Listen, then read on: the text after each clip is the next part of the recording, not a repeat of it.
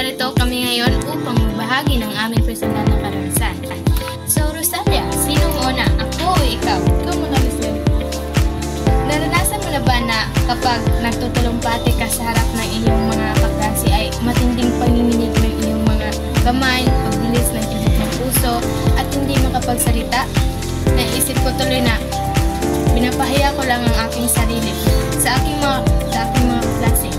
Pero habang tumatagal ay parang nasanay na ako at sinasabi ko na dapat tulungan ko yung sarili ko para ma-improve ko yung mga personal academic ko.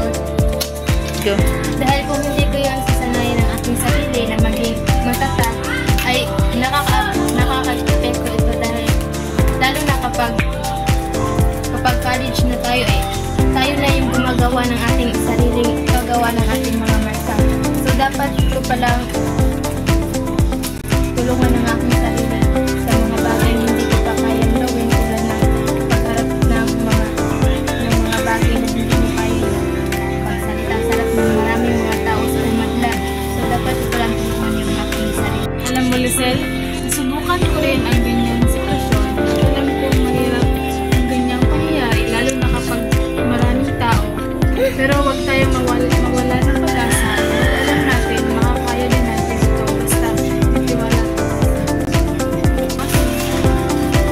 Nasa ko rin ba na madalas sasama kayo ng iyong mga kapatid ay kapag nag-uusap ka sa kanila ay hindi nila pakinggan ang iyong mga sinasabi sa kanila at naranasan ko rin ba ito na kapag mag-aaway kayo ng iyong mga kapatid ay ikaw laging sinisisi sa lahat ng iyong kapatid.